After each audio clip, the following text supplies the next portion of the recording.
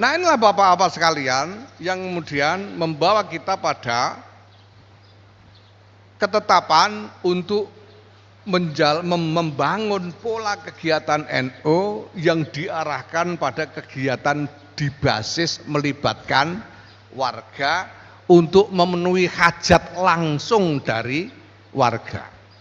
Supaya orang-orang yang belakangan ikut NU ini kemudian merasa dirinya diurus oleh NU. Bahwa dirinya ini ikut NU ini tidak cuma dipakai buat gaya-gayaan tok. Ya, apalagi buat nyalon presiden, wakil presiden tok misalnya. Secara nasional kita mulai memasuki paket ketiga dari agenda nasional Nahdlatul Ulama yang telah ditetapkan sejak awal. Saya sudah sering sebut-sebut ini. Ada 3 paket agenda besar. Yang pertama adalah soal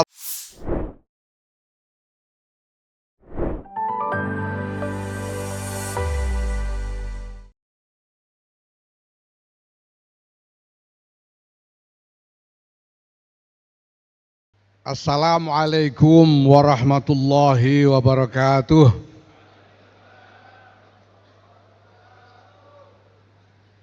Alhamdulillah wa syukurillah wassalatu wassalamu ala rasulillah Sayyidina Maulana Muhammadin ibn Abdullah wa ala alihi wa sahbihi wa mawalah.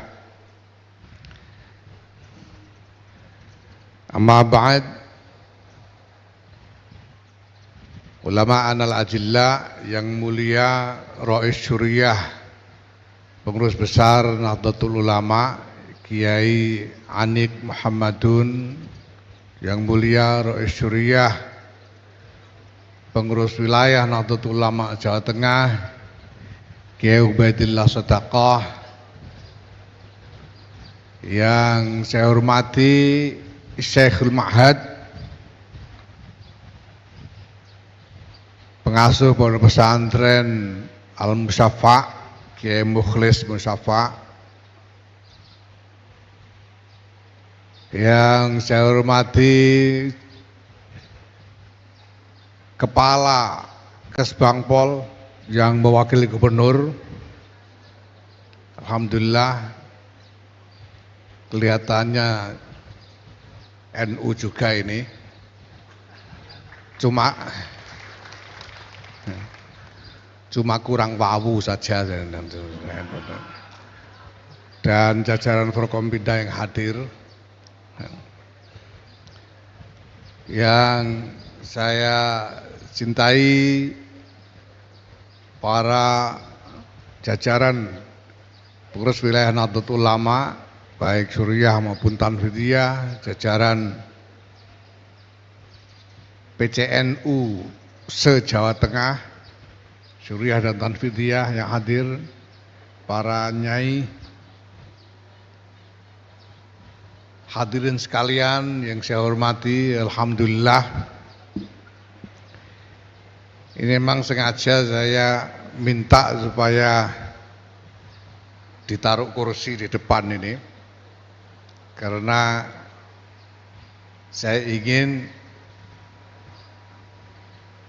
supaya nanti kita bisa berdialog. Jadi tidak cuma panjenengan mendengarkan saya pidato saja, walaupun saya ini cucunya Kiai Bisri Mustafa, tapi karena saya ketua umum PBNU, saya lebih senang kalau kita berdialog, sehingga saya juga tahu apa yang ada di dalam pikiran panjenengan semua sebagai pengurus-pengurus Nahdlatul Ulama di semua tingkatan ini. Memang sudah saya niati, ini saya jadi ketua umum PBNU ini, saya niati cuti ngiyai saya. Makanya Kalau sebelum ini saya biasa pakai sarung, tidak mau sekarang udah sarungan saya. Saya mau pakai celana terus supaya kelihatan eksekutif. Ya.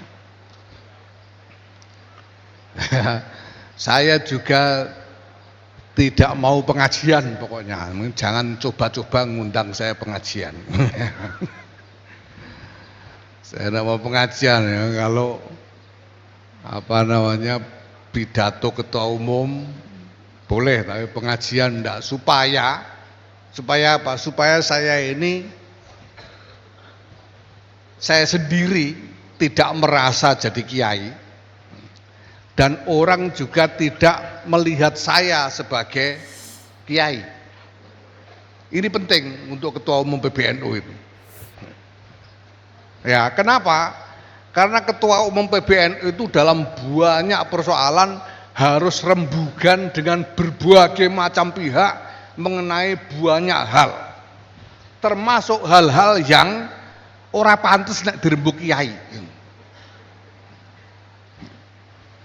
Banyak hal yang kalau kiai yang ngerembuk nggak pantas, tapi ketua umum harus mau ngerembuk, itu banyak gitu.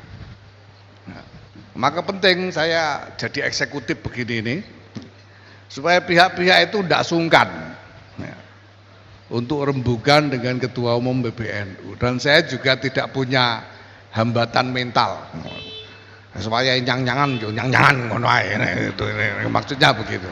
Kiai ora pantes nyang-nyangan, kiai nyang-nyangan. Ya, nah, Bapak sekalian saya hormati, saya senang, sebetulnya sudah lama saya tahu bahwa PWNU Jawa Tengah ini punya banyak program yang bagus-bagus. Dan ya saya sebetulnya cukup sering lah komunikasi dengan Pak Muzamil, dengan Pak Huda soal program-program Jawa Tengah ini. Ya. Dan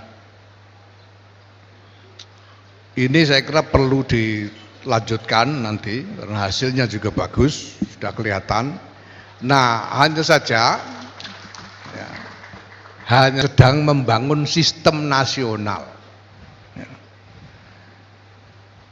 sehingga segala macam gagasan tentang agenda-agenda itu bisa dijalankan secara nasional, bukan hanya parsial-parsial, sebagian-sebagian saja di berbagai wilayah Indonesia ini, tapi bisa dijalankan secara nasional.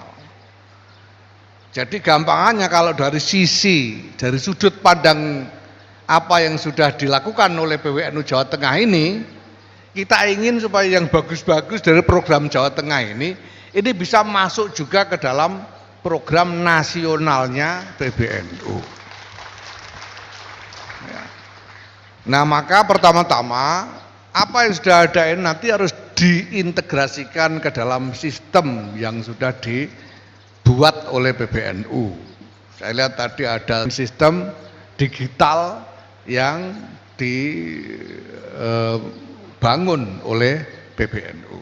Ya. Begitu juga berbagai macam program yang sudah dikerjakan itu nanti ini harus dimasukkan ke dalam skema agenda nasional PBNU. Ya.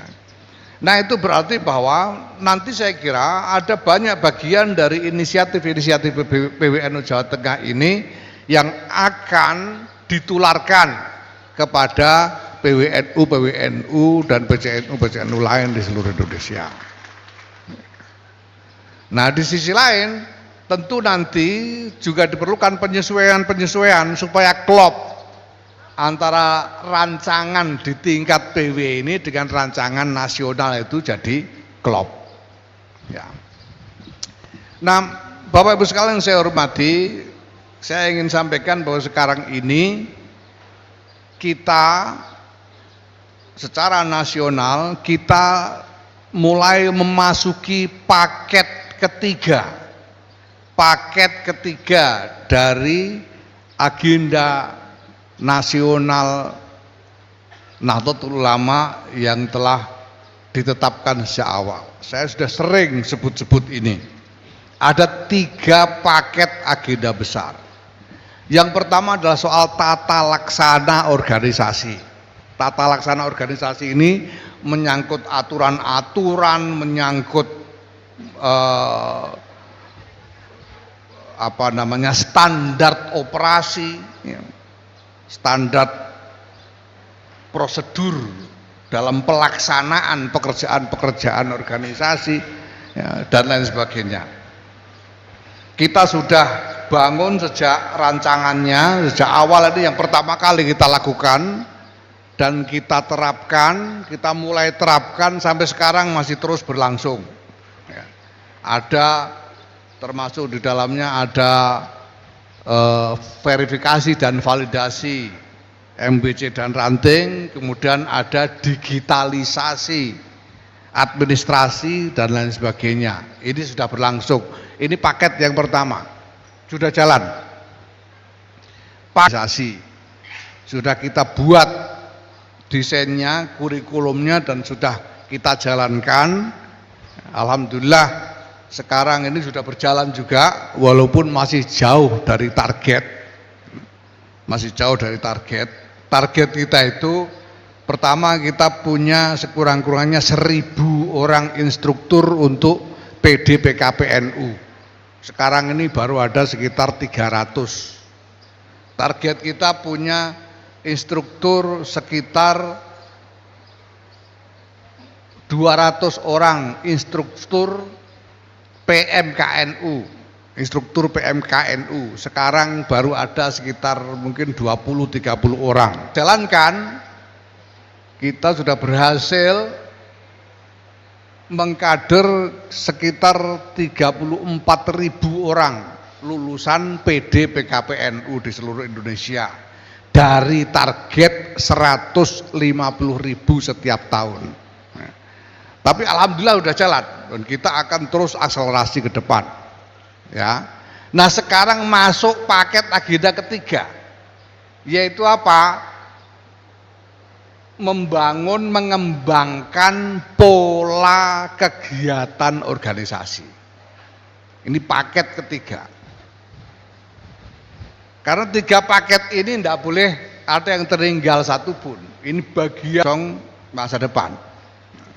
Nah, paket ketiga ini adalah paket agenda untuk membangun pola kegiatan organisasi. Nah, pola kegiatan yang kita inginkan itu apa? Pola kegiatan yang kita inginkan nantinya itu adalah pola kegiatan yang berat ke bawah. Berat ke bawah. Lebih banyak kita fokuskan pada kegiatan-kegiatan yang melibatkan warga di bawah. Ya. Kenapa? Karena sekarang ini orang yang sudah ikut NU itu sudah bertambah banyak sekali. Ini Masya Allah. Saya dan teman-teman di PBNU sendiri ini sedang sekarang mempelajari seluk-beluknya. Ya. Saya bisa gambarkan ya dari hasil survei-survei yang sudah pernah dilakukan selama ini dan sudah diumumkan ke publik. Tahun 2005 itu ada survei yang hasilnya menyatakan bahwa 27% dari seluruh penduduk Indonesia.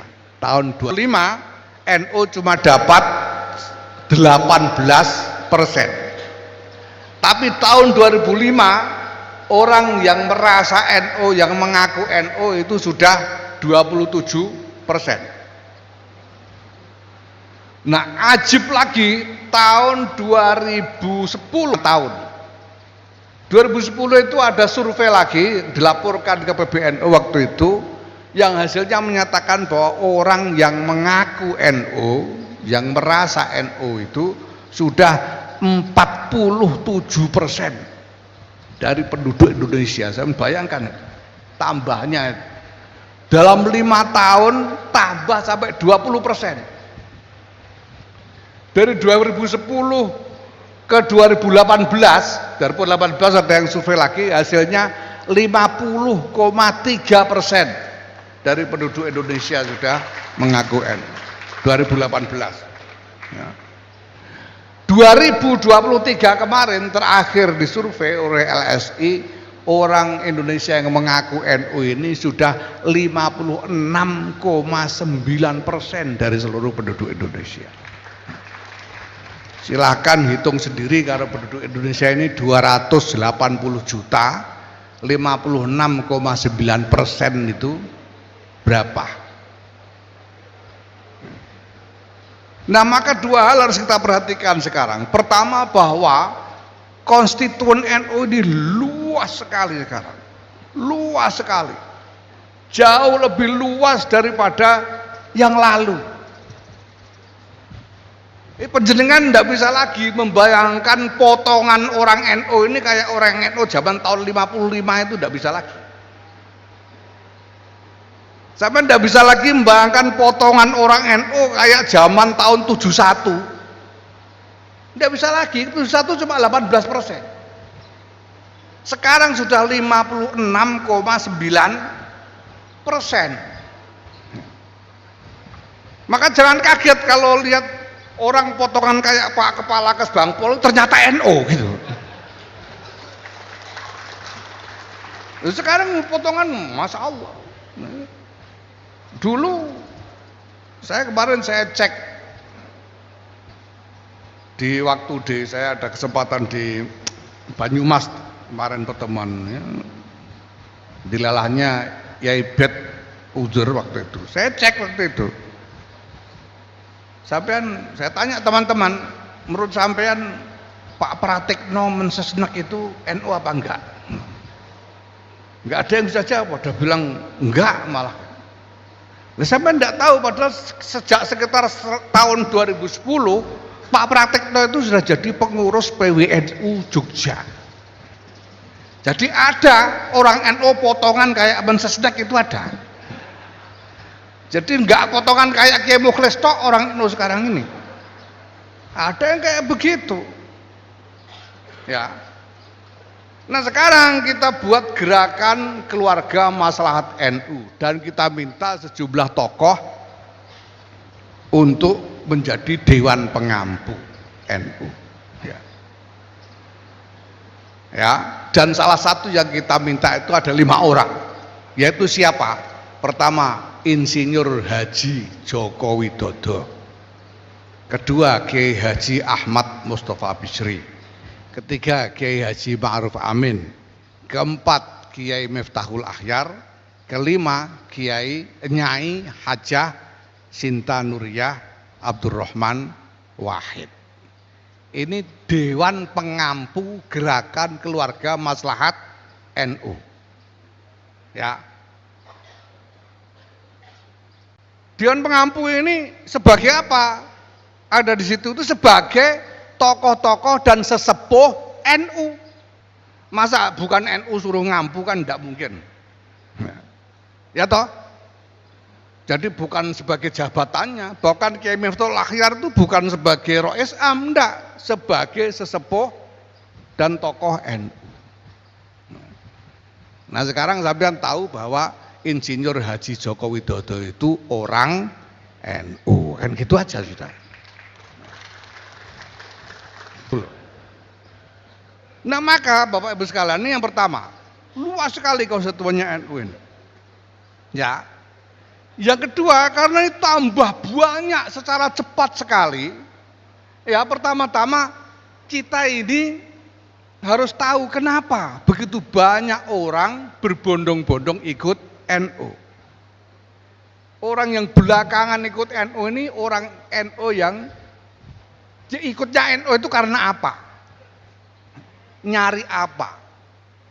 Ini yang kita masih harus pelajari. Ya. Tapi satu hal, sebelum lepas dari kita mencapai pemahaman yang penuh atau tidak tentang hal itu, orang sekian banyak ini harus diurus. Orang NU, orang yang sudah merasa NU, 56,9% penduduk Indonesia ini semuanya harus diurus. Ini bagian dari ro'iyahnya Jam'iyah Nahdlatul ulama.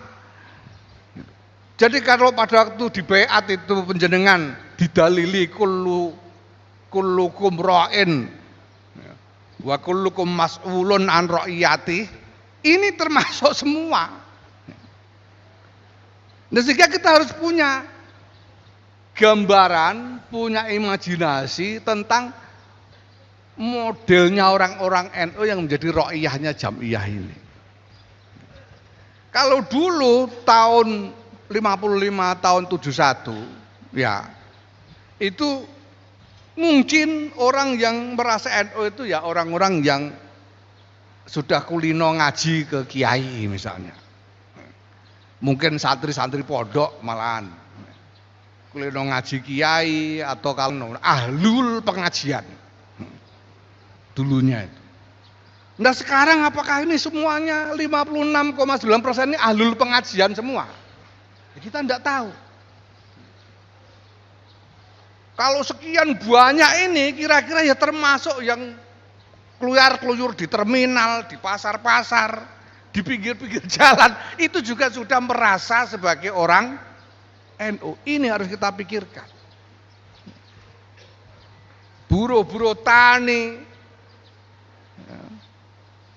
bangsa tukang ngasak iwak di pesisir-pesisir itu, ini semua harus kita lihat sebagai orang-orang NU, karena mereka sudah merasa NU juga. Termasuk ada juga misalnya konglomerat yang sekarang sudah merasa NU. Wah, ini harus diurus juga, ini penting. Kan gitu. Nah inilah bapak-bapak sekalian yang kemudian membawa kita pada ketetapan untuk membangun pola kegiatan NU yang diarahkan pada kegiatan di basis melibatkan warga untuk memenuhi hajat langsung dari warga. Supaya orang-orang yang belakangan ikut NU ini kemudian merasa dirinya diurus oleh NU. Bahwa dirinya ini ikut NU ini tidak cuma dipakai buat gaya-gayaan tok. Ya, apalagi buat nyalon presiden, wakil presiden tok misalnya. Tapi benar-benar diurus hajatnya oleh Jam'iyah Nahdlatul Ulama ini. Nah, untuk keperluan inilah kita buat agenda yang kita beri nama Gerakan Keluarga Maslahat Nahdlatul Ulama. Nah, saya sudah berulang kali jelaskan ini kemarin dalam pertemuan-pertemuan dengan MWC, juga selalu saya sampaikan bahwa ini tanggung jawabnya pengurus. PB, ke PW, ke PC, MBC, ranting. Ini yang bertanggung jawab atas Gerakan Keluarga Maslahat NU. Tapi kami PBNU kemudian memberikan dukungan berupa satgas khusus untuk membantu penjenengan semua di dalam menjalankan program-program GKMNU itu. Sehingga kita buat Satgas GKMNU. Nah ini nanti seluruhnya nanti akan kita mintakan asuhan dari Nahdlatul Ulama itu. Dewan Pengampu ini nanti tugasnya memberikan arahan, memberikan evaluasi. Karena sampean bisa lihat kan, anggota-anggota Dewan Pengampu ini adalah tokoh-tokoh yang sungguh-sungguh punya sambungan dengan warga. Tokoh-tokoh yang kalau warga gemergeng itu, beliau-beliau ini pasti dengar. Tokoh-tokoh dan pada saat yang sama, beliau-beliau ini punya kekuatan untuk mengajak supaya warga ikut berpartisipasi di dalam program ini. Nah, ini nanti yang akan menjadi paket ketiga dari 3 agenda besar ini. Ya. Nah, ini sekarang sudah mulai memang agak tersendat sedikit karena kita mulai ini ya, karena berbagai keterbatasan yang ada pada kita, kita mulai dengan program-program dari pemerintah. Nah, program dari pemerintah itu menyangkut pertanggungjawaban. Padahal ini program di desa. Ya, nanti aparat kita di desa ini harus mampu membuat laporan kegiatan yang memenuhi standar pemerintah. Nah, ini yang sekarang sedang dibuatkan sistemnya. Mudah-mudahan awal November ini sudah betul-betul jalan berupa kegiatan serentak, karena sekarang yang sudah disiapkan sebagai program untuk dilaksanakan itu adalah program yang meliputi kurang lebih ya, 17.000 desa di 3 provinsi, yaitu Jawa Timur, Jawa Tengah, dan daerah istimewa Yogyakarta. Mudah-mudahan awal November nanti ini segera bisa kita laksanakan. Ya. Tentu sebelumnya nanti akan didahului dengan instruksi dari PBNU. Karena ini pekerjaan yang spesifik. Instruksi itu nanti berupa tugas kerja, perintah kerja, dengan daftar pekerjaan yang spesifik. Ada yang untuk PWNU sendiri, ada yang untuk PC, ada yang untuk MBC, ada untuk ranting. Ini segera terbit 1-2 hari ke depan ini, dan sudah itu diikuti dengan pelaksanaan kegiatan di tingkat desa. Yang kita harapkan bisa terus meluas secara serentak di 17.000 desa di 3 provinsi, insya Allah. Ya. Nah, harapannya apa? Harapannya supaya penjenengan itu tidak cuma membayangkan tok, ngurus 56,9% penduduk Indonesia caranya gimana, itu supaya sampean dapat gambaran ini ternyata caranya, ini ternyata butuhnya orang banyak itu. Kalau jenengan lalu ketemu dengan mereka nanti, ketemu dengan warga secara langsung, nanti setiap minggu harus ada kegiatan, sehingga ini nanti akan membentuk cara berpikir kita semua tentang apa yang dibutuhkan bagi pola kegiatan Nahdlatul Ulama ke depan. Nah, Bapak Ibu sekalian yang saya hormati, ini semua adalah agenda-agenda yang kita tetapkan untuk menyongsong masa depan bagi Nahdlatul Ulama ini. Bapak Ibu,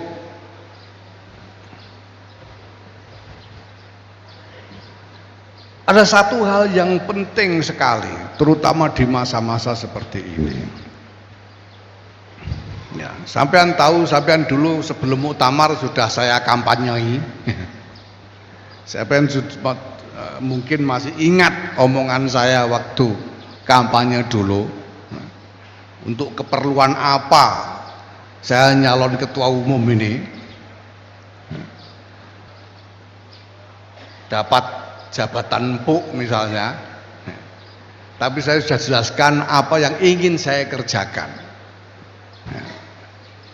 Nah, sehingga saya memberi istilah bahwa saya nyalon ketua umum ini hakikatnya adalah melamar kerja, karena ada pekerjaan yang saya yakini dibutuhkan oleh Nahdlatul Ulama, dan itu yang ingin saya kerjakan. Dan semua ini yang saya lakukan ini adalah memenuhi apa yang saya katakan dulu. Nah, asalnya dari mana? Asalnya dari mana? Pemikiran tentang pekerjaan yang diperlukan itu asalnya dari mana? Asalnya itu adalah dari kepekaan terhadap masalah yang akan datang. Kepekaan terhadap masalah yang akan datang, yang sekarang mungkin belum terasa bagi banyak orang. Penjenengan mungkin belum merasakan hari-hari ini ya. Tapi kalau penjenengan punya cukup informasi tentang kecenderungan, tren, dinamika segala macam, penjenengan akan bisa melihat masalah-masalah besar yang menjelang, yang nanti akan datang menimpa kita dan harus kita hadapi di masa depan. Dan Penjenengan akan bisa melihat itu semua adalah krisis. Sekarang jenengan mungkin belum merasa, kiai-kiai apalagi kiai mukhlis manggone ngampel ini ora krasa blas. Sekarang itu ada artificial intelligence. Ya. Nah, penjenengan kemarin tentu mendengar bahwa di dalam Basul Masail Munas di Jakarta tempo hari, salah satu di antara asilah dalam Basul Masail Waqi'iyah adalah tentang artificial intelligence ini. Hukumnya meminta fatwa dan mengamalkan fatwa dari artificial intelligence. Saya khawatir Kiai Mukhlis nggak ngerti ini. Orang itu sudah semakin lama semakin aras-arasan ketemu kiai dewe. Itu sudah belakangan ini. Kiai-kiai kita ini bisa ditanya, Kiai Anik ini sekarang frekuensi tamunya itu meningkat atau berkurang itu bisa ditanya. 56,9% penduduk Indonesia sowan kiai itu berapa persen itu harus dilihat. Nah, kecenderungannya sekarang ini semua orang punya HP sehingga mengandalkan ini. Barang itu tambah gak meneh. Nah, tiba-tiba ada namanya artificial intelligence yang kalau diajari, artificial intelligence itu bisa diulang ngaji. Diajari Quran, tafsir, saranane tafsir, berupa program dimasukkan, segala macam hadis, usul macam-macam dimasukkan. Itu nanti berdasarkan pelajaran yang dia terima, dia bisa mikir sendiri. Sehingga mulai ada orang-orang yang daripada ketemu kiai repot, sekarang kita minta fatwa kepada artificial intelligence saja. Ada begitu. Maka kemudian dibahas gimana hukumnya. Nah, hasil Munas kemarin menyatakan tidak boleh minta fatwa kepada artificial intelligence. Karena namanya fatwa itu bukan cuma soal proses akli saja. Bukan cuma istimbat akli, fatwa itu juga lihat-lihat orangnya, lihat-lihat mustaftinya nanti keadaannya seperti apa, lihat-lihat lingkungannya seperti apa. Ini ada banyak hal yang harus dipertimbangkan yang artificial intelligence tidak cukup makin banyak begini, makin banyak.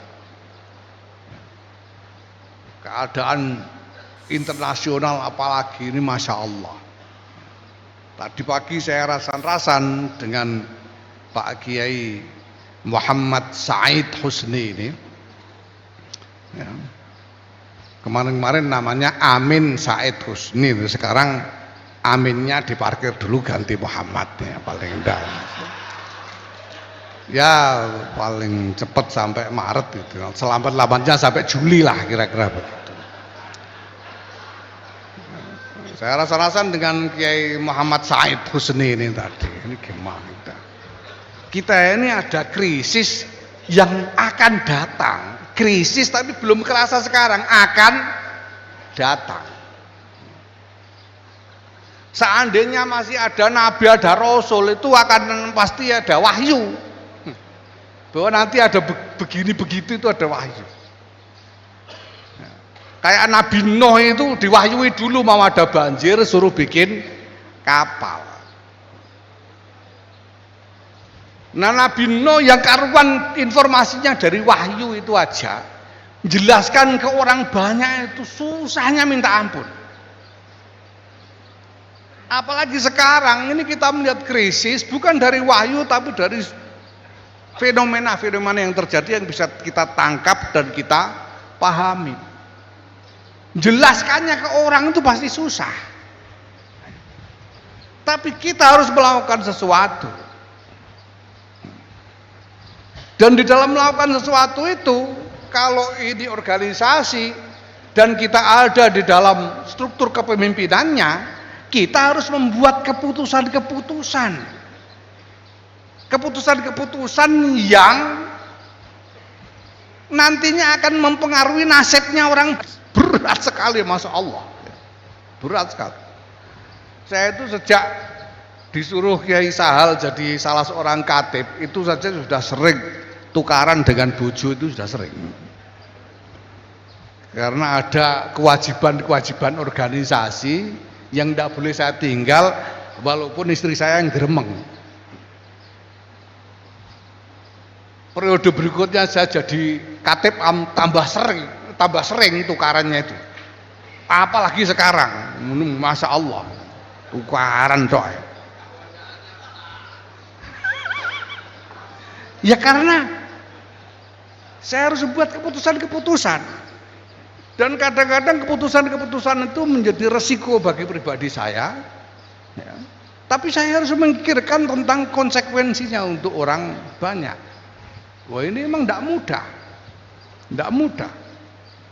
Sampai kemarin ada yang negur saya, sampean kalau pidato kok ngamuk-ngamuk terus.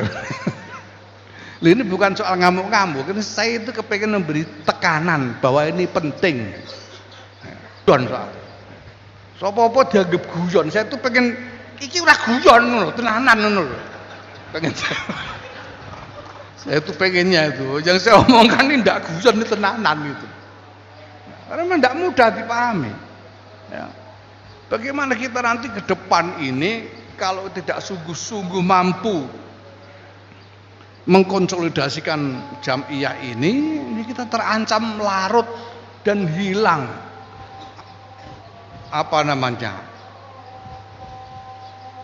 keberadaan kita ini. Membedakan NU itu yang amanah, ya, yang seperti apa, itu kalau kita gagal melakukan konsolidasi lebih awal.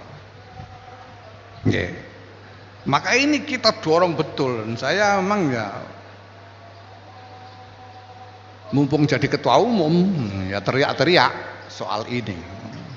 Karena ini barang-barang yang penjenengan saya kira sebelum ini nyaris tidak pernah mendengar, nyaris tidak pernah melakukan sebelumnya. Tapi ini sungguh-sungguh diperlukan. Memang tidak mudah. Krisisnya kayak apa? Kalau saya ngomong soal krisis ini ya bisa berbulan-bulan. Ya. Tapi krisisnya jelas dan kita sudah beristihad tentang jawaban untuk menyongsong krisis itu. Ya, memang susah dijelaskan, gimana lagi? Ya. Ini semua yang saya lakukan di PBNU ini karena menghadapi krisis tadi. Mas saya tidak peduli, saya nunjuk Sekjen Muhammad Saifullah Yusuf ini karena saya tahu akan ada krisis dan saya butuh dia. Saya gremeng sealar-alar, Sekjen kok Saifullah Yusuf gremeng pirang-pirang, tidak peduli saya.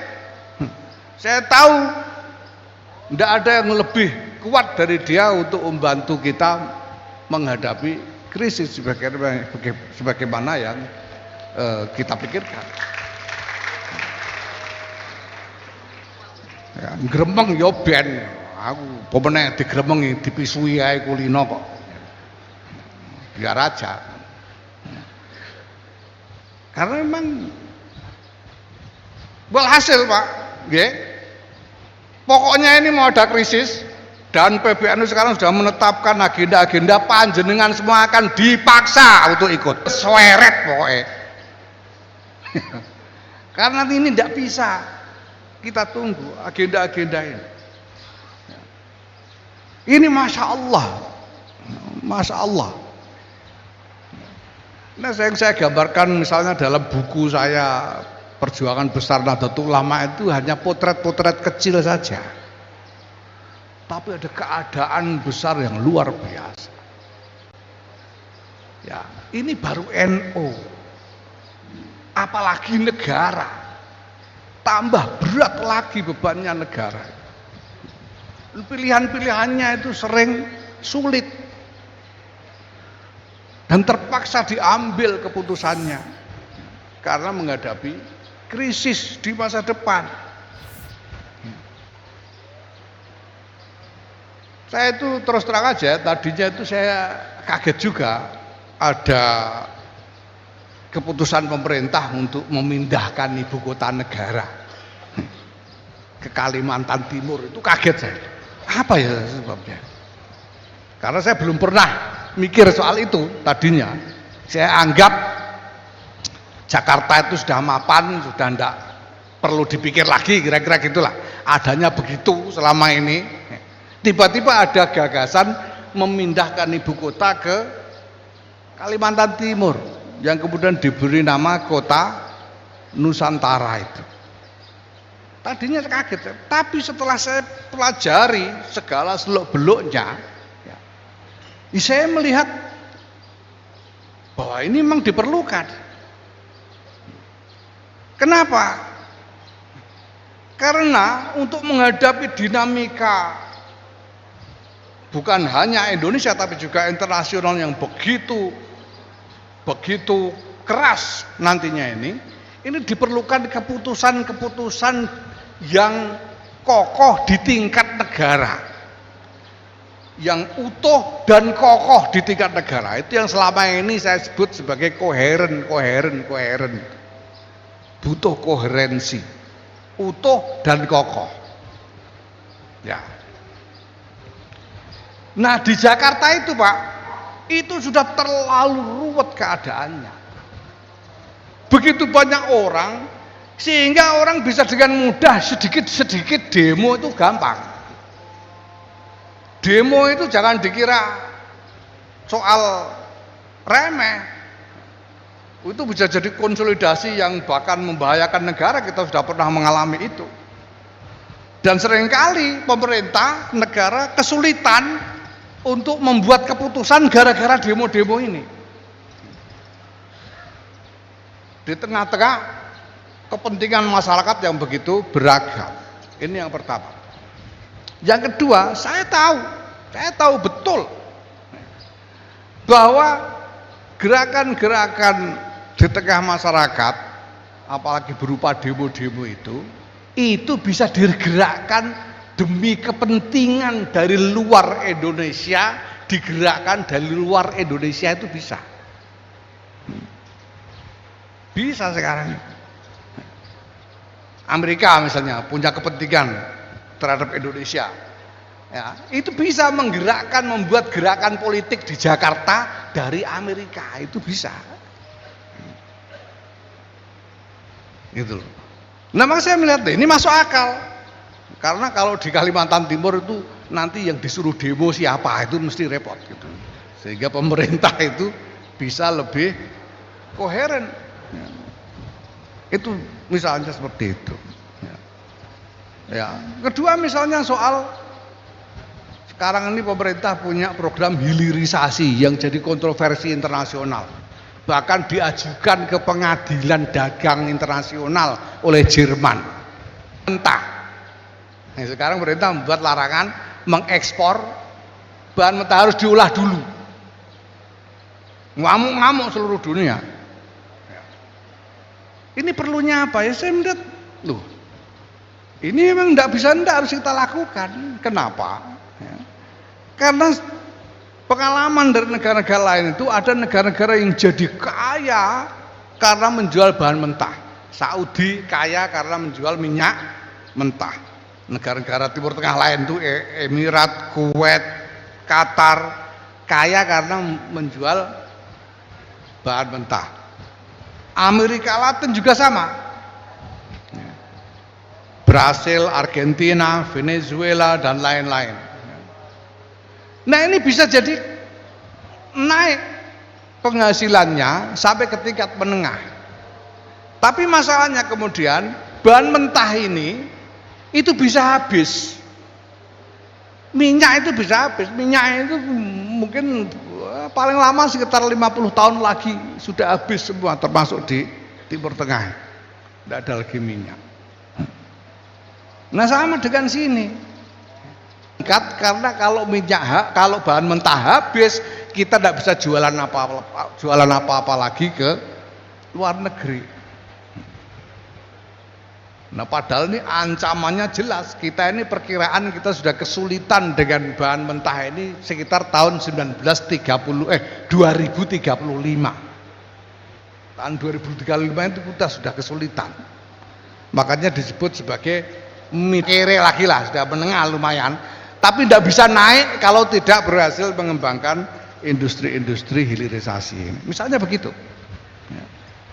Soal ketahanan pangan dan lain-lain ya, gitu malah koyok kampanye visi misi calon presiden aku gimana ya. Wis ben. Ini adalah pemikiran yang datang karena melihat krisis di masa depan. Keputusan-keputusan yang diambil seringkali tidak mudah, sulit, tapi harus kita lakukan. PWNU Jawa Tengah iki wis wayahe konverwil kok ora oleh. Ditunda, keputusan sulit loh Pak, ini mesti gremeng kabeh iki. Wong pirang-pirang sing wis kepengin dadi ketua umum genteni Kang Muzamil. Dan kepengin dadi ketua PW. Akeh sing gremeng. Keputusan sulit. Tapi harus kita ambil karena kita butuh konsolidasi yang menyeluruh sampai ke bawah. Banyak hal seperti ini, ya, sampai kita memberhentikan pengurus, geser pengurus, sulit.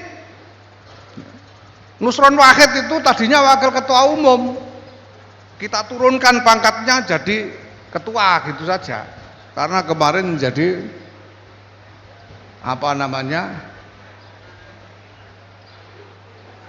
tim pemenangan pemilu.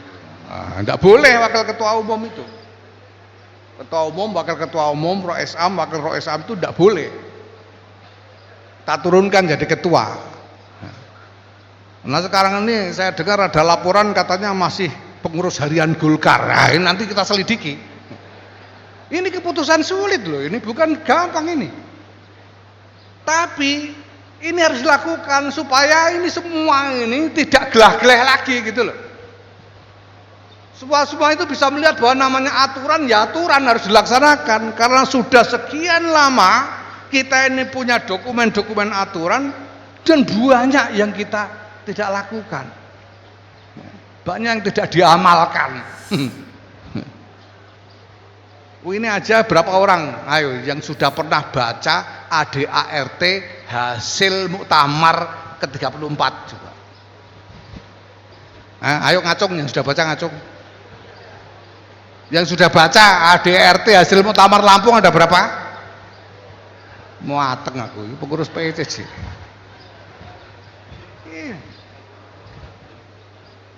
Belum perkumnya, sekarang kita punya perkum 19 tambah 11. Ada 30-an perkum baru sekarang kita punya. Ini semua dibutuhkan untuk menata organisasi lebih baik. Harus dipahami dan diterapkan, tidak bisa tidak. Nah inilah Bapak sekalian ya, yang menjadi agenda-agenda PBNU. Saya tadi sebetulnya mau sebentar-sebentar saja, tapi karena masalahnya ini berat dan saya lihat potongannya kok ora pati mudeng ini wong-wongnya, makanya jadi agak lama dikit saya. Tapi sudah ini nanti mari kita berdialog. Saya ingin ajak Sekjen Pak Saifullah Yusuf, Wakil Ketua Umum Pak Muhammad Said Husni ya, dan didampingi Ketua PWNU Pak Muzamil untuk duduk di depan sini bersama saya dalam dialog nanti.